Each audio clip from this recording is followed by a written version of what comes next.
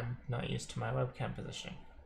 And welcome to the first in what I hope will be a series. I don't know what I'm going to call it. Maybe something cheesy like Daunted Deck Techs or something, but they're not really deck techs. They're just decks I have and options for what you might do if you wanted to build your own version. First deck I'm going to be going over is Burn. It's a pretty straightforward deck, fairly simple to build, because there's a lot of cards in it that are pretty much non-optional 4-ofs. So we're going to start, you're only going to run 3 different creatures, and each one of them will be a 4-of. Monastery Swiftspear, Goblin Guide, and Eidolon of the Great Revel. These two are very fast, aggressive creatures. Swiftspear gets bigger when you cast your non-creature spells. Goblin Guide has a slight downside, but it also gives you information on what your opponent is playing, so is it really a downside? Only if it draws them like 10 lands. And Eidolon is a card that is just GG against some matchups. Like against Storm, for instance, they pretty much just scoop to it. Even Bogles has a hard time playing against it, so yeah. I think these cards are actually not too expensive right now, which is good if you want. To play Burn. Because yeah, you're gonna need 4 of each of these. Next up, we're gonna go into the non-creature spells that also are pretty much gonna be 4-ofs no matter what. I know I could be wrong about some of these, but pretty much all the lists I see run all of these as 4-ofs. Lightning Bolt, the classic card. Focus, damn you. There we go. Classic card. 1 mana, 3 damage. Classic burn card. Lava Spike, same thing, but it only targets players. Skewer the Critics and Rift Bolt, they're both 3 mana cards. If you could just, there we go. Yeah, they're both 3 mana cards that you can spend 1 mana and get a Lightning Bolt effect. And then Searing Blaze, which is the most conditional one.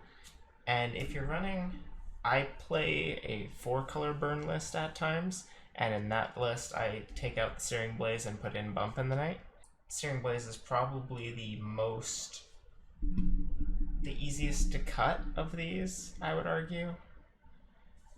Just because there's a lot of matchups where it's just a dead card, because your opponent needs to have a creature out for it to be useful.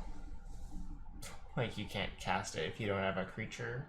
If you don't have an opponent's creature to target, you cannot cast Searing Blaze. And also, you need Landfall, which not too hard with fetches, but still, if you're adding another color, or if you want to add more of the conditional burn cards, and by conditional I mean ones that aren't a guaranteed 4-of, you probably could just cut Searing Blaze, in all honesty. Because, like, you're not cutting any of these. Rift Bolt is really good for if you want to set up for like a big Swiftspear turn, and Skewer the Critics is just, it's a dead card if it's all you have, but it's good if you draw multiple. I don't know. I haven't played Burn seriously since Skewer the Critics was added to the deck, so I've not played with it as much to know if it's like insane or not, but it seems really good.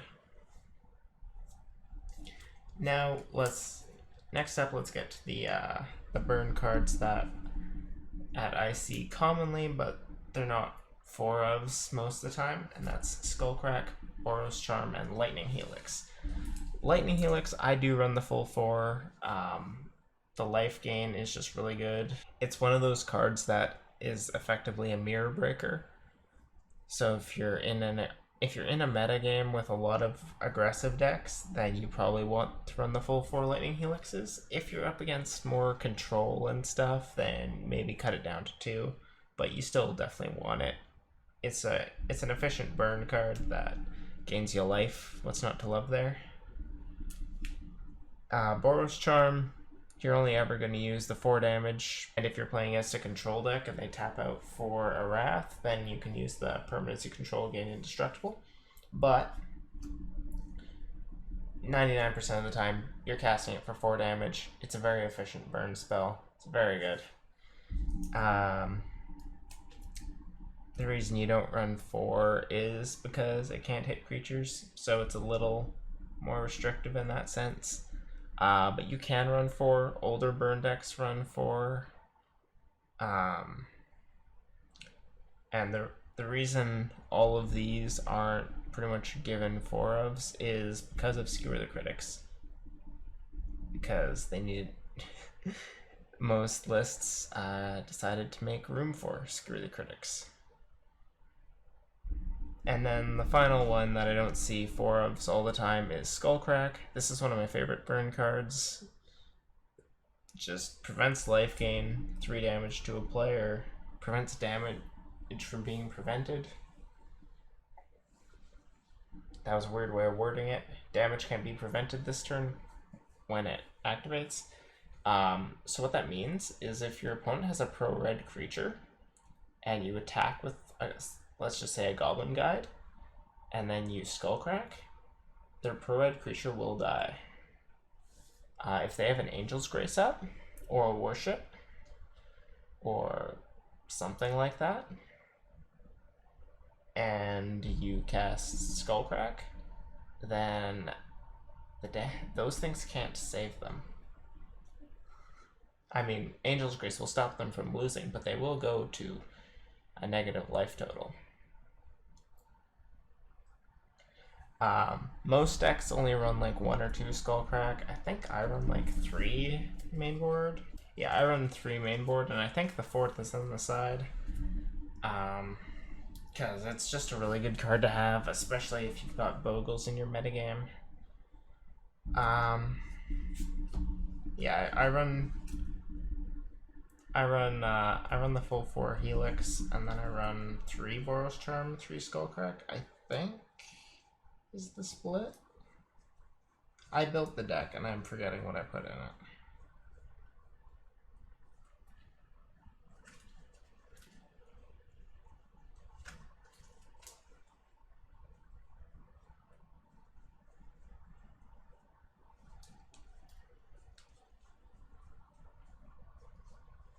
Yeah, 3 Boros Charm, 3 Skullcrack, 3 Lightning Helix.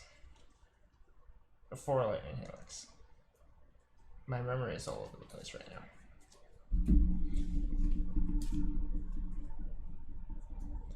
now. And then for lands, you're gonna want to run like...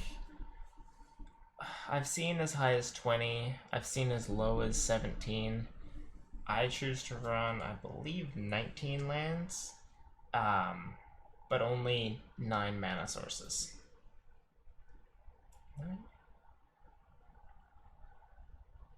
Might even be less than that, actually.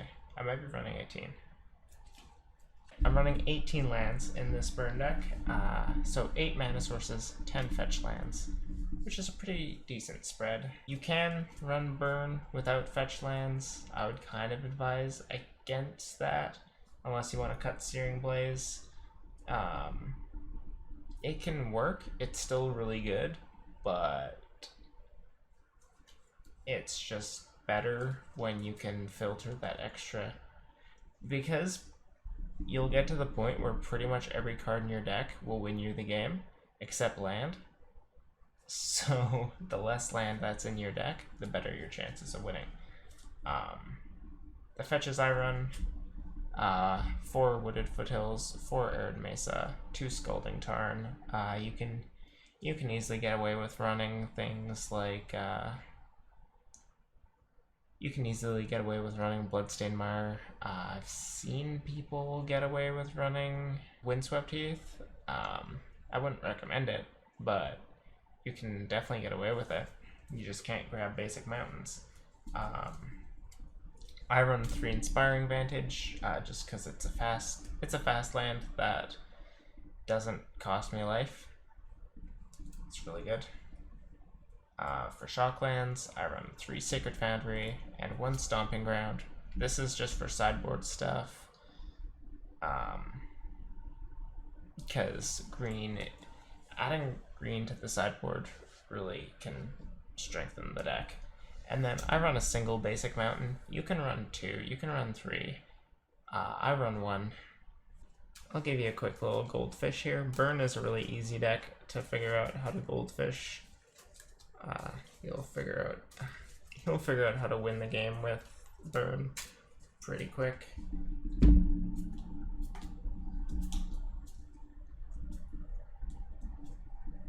Looking at this opening hand, it's not the best, but you know, you can keep it. So you Wooded Foothills, crack it, yada yada yada,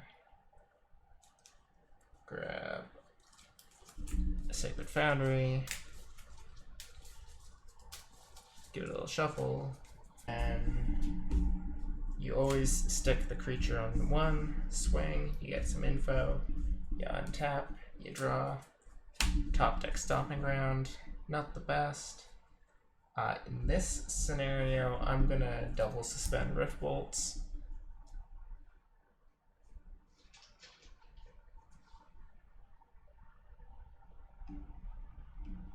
There we go. So I got 2 Rift Bolts coming in next turn. I swing. Opponent is now at 16. And this is without factoring in the fact that they will probably lose life off of their lands. I untap, upkeep, Rift Bolt them twice, they're down to 10. Draw for my turn. They're running the lands. So here what I do is I swing with the Goblin Guide, I skewer the critics to the face, and then I play Eidolon. The reason I didn't play Eidolon sooner is because double suspend Rift Bolt is just better. It's 6 damage coming in on my 3rd turn. Eidolon cannot do that unless it's against a Storm deck, but in a vacuum, double suspend Rift Bolt is the better play. So right now they'd be at 5 life, provided they didn't cast a spell into the Eidolon and they didn't crack any lands. And then I draw, I don't even have to attack, I have Lava Spike, Lightning Helix. I got a couple lucky draws in that game with the lands. But even if I hadn't drawn the lands, I still could have gotten them pretty quickly. Because so many, I had like 5 1-drops or something. No. I had double Rift Bolt, Screw the Critics, and Goblin Guide 4.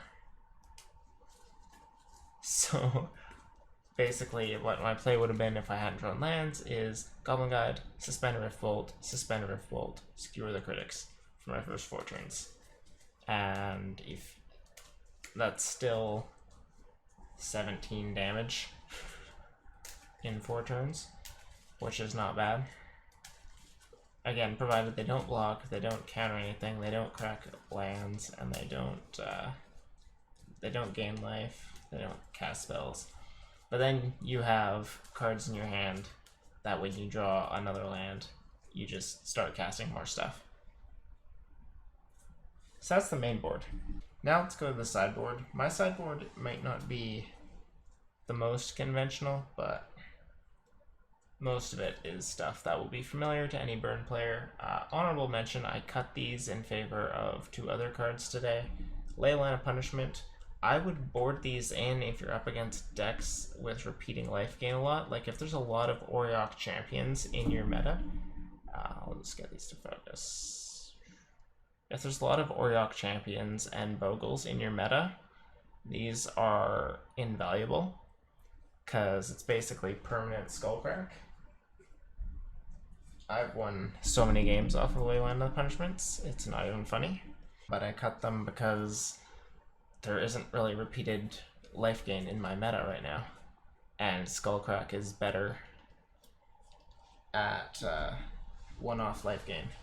Like if your opponent's life gain is Thragtusk or Nature's Claim, then Skullcrack is better. If your opponent's life gain is Auriok Champion or a Bogle with lifelink or something like that, then Leyline is better.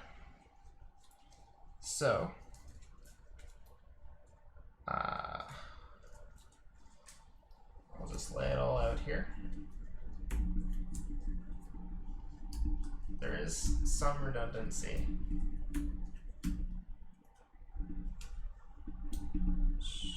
It's not all fitting.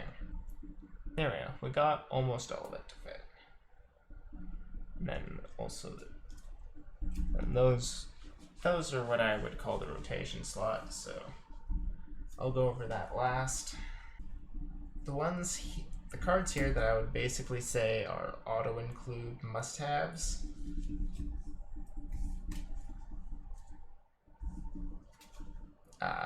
Core Firewalker.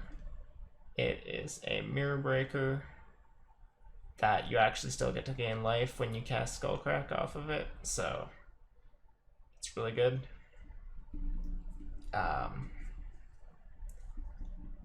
Dragonclaw also works, I guess, but does it? And then Rest in Peace, probably the best graveyard hit card ever printed. Leyline of the Void maybe beats it. Tormod Script maybe, but Rest in Peace is just so good. And then Wear Tear, because, you know, destroys artifact, destroys enchantment, destroys artifact and enchantment. So that is stuff that pretty much no matter what, you should have that in your sideboard, those 5 cards. Then the rest of it you can get a little creative. Like, for instance, I have Kataki War's Wage in my sideboard because I like Kataki. Stony Silence, probably better. Depends on the metagame. I want to try Kataki because I don't know how much Stony Silence does against the artifact decks that are in my meta, and I want to try out Kataki against them. But if Kataki doesn't work out, then I will be switching to Stony Silence. So that's really just a metagame preference there. Harsh Mentor, again, similar thing. Against decks that run Walking Ballista, like against Devoted combo decks, this is insane. Against Hardened Affinity, this is insane. Let's just get it to focus. Damn it. There we go. It basically, it's good against Infect because it domes them for 2 every time they activate Ink Moth. I mean, I wouldn't bring it in against Infect, but it's theoretically good. So yeah, that's a metagame choice because there's a Hardened Affinity player in my meta. And there's multiple people who own Devoted combo decks. So I just want to be ready. Destructive Revelry. It's the whole reason I play Stomping Ground. Destroys an artifact or enchantment, 2 damage to that permanent's controller. It's the best way to deal with Leyline Sanctity, because some people will mull to like 3 to get a Leyline, because they think it just shuts off burn, and they probably won't expect the Destructive Revelry. It's an older card. I don't see it played a ton anymore, but I like it, so I'm gonna play it. The 4th Skullcrack I run in the board. I see a surprising amount of burn decks running Skullcrack in the board, but they usually only run 1 or 2 main, and then they run like 1 or 2 side. I have gone for the 3-1 split, because why not? I'll go over these quickly. Exquisite Firecraft, I got these for Legacy Burn. I want to try them in Modern Burn.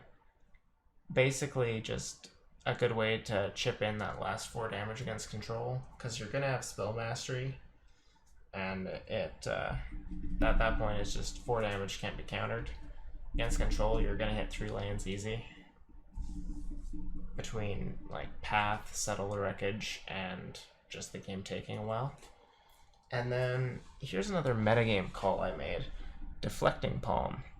It's a lot of text. The reason I have Deflecting Palm in my sideboard is twofold: Bogles and Emrakul. Deflecting Palm basically hard counters Bogles, and it hard counters Through the Breach decks. Like, flat out. The reason behind that is it doesn't target. Like, I've had people bring that up. Like, when I cast this on a Bogle, and they're like, oh, but Bogle has hexproof. Yeah, this doesn't target a source of my choice. There is no target anywhere. So, yeah, you can use this and choose Slippery Bogle with like 20 power, or you can choose an Emrakul that's attacking. Or just an Emrakul that's in play that they just put in off Through the Breach. If you're playing Burn, by the time they get a Bogle big enough that you can Deflecting Palm it like that, or by the time they get Emrakul into play off of Through the Breach or whatever, Aetherworks Marvel, Through the Breach, fucking maybe not Goryo's Vengeance, because I think there's a way to Goryo's Vengeance on turn 2. But if you just keep up mana and have a Deflecting Palm ready, you can hit them for 15 or 20 pretty easily. So because those decks see play in my local meta, I have 2 Deflecting Palms. Burn is the first deck I won an FNM with. I borrowed a version of it off of someone, and yeah, I won without anyone taking a game off of me. Legacy Burn has a special spot in my heart because I did practice for a Legacy GP that I didn't end up going to, and in those practice games, I went 16-0 against the top decks in the Legacy format, which at the time were Death Shadow, and Death Shadow, and Death Shadow, and also Natural Order, but mostly Death Shadow. So Burn was in a really good spot against those Death Shadow decks, because, like, what are they gonna do? I figured I would go for a relatively well-known deck for the first one of these, but next week I got something a little spicy here that I want to show off. It's a fun deck to play against. Yeah, you got that Porphyry Nodes, you got Languish, you got Wrath of God. It's black-white control. That's going to be next week's video, and I'm looking forward to that. Probably not going to make very many videos on Arena, because it's just not fun. Standard isn't fun. Historic is barely fun. Modern and Legacy are the only formats I really consider worth playing. I play Commander when people ask me to, but it's not my favorite format. It takes too long. More accurately, it takes too long where you're not doing anything. I see why people like it. It's not my favorite. I'm not gonna put money into it. I'm not gonna put a lot of thought into building decks, and I'm definitely not gonna try to win. Anyway, hope you enjoyed. If you did, feel free to leave a like or subscribe. There's gonna be a little subscribe thing reminding you if you haven't muted for whatever reason. Maybe you just hate my voice and you can somehow glean what I'm saying from the movements of my hands, or you're just reading the cards. That also works. Anyway, have a good day, everyone.